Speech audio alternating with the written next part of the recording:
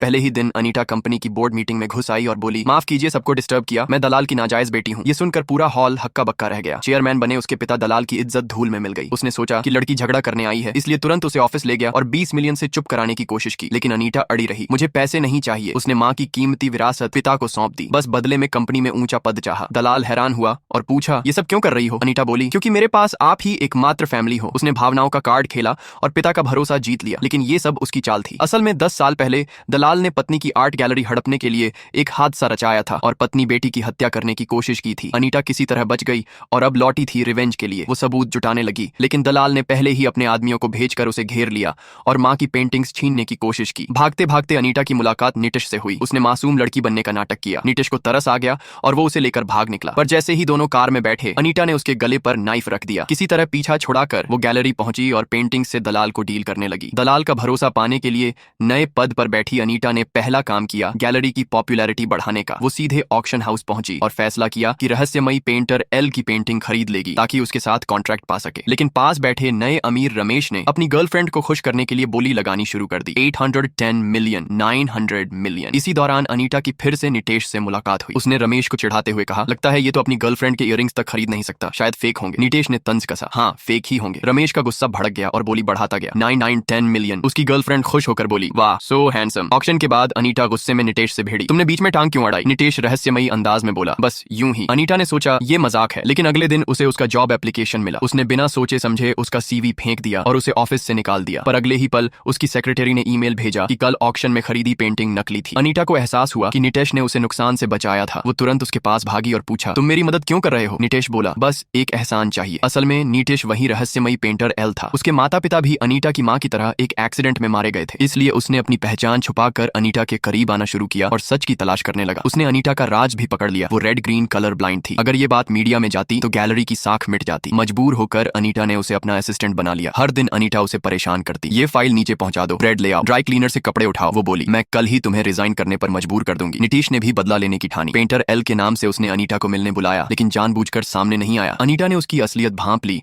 और अगले दिन ऑफिस में ही उसे एल सर कहकर एक्सपोज कर दिया। इसके बाद उसने नितेश को रेस्टोरेंट ले जाकर नजदीकियां बढ़ाई। सब कुछ प्लान था ताकि वो दोनों कपल बनकर दिखें और दालाल की अरेंज मैरिज की योजना टल जाए। दालाल को जैसे ही पता चला कि बेटी का रिश्ता मशहूर पेंटर से है, उसने तुरंत शादी का प्लान रद्द कर दिया। धीरे धीरे अनीता और नितेश का नाटक सच बनने लगा और दोनों को एक दूसरे से फीलिंग्स होने लगी। लेकिन एक दिन अनीता को नितेश के घर में छुपा हुआ एक बड़ा राज मिल गया।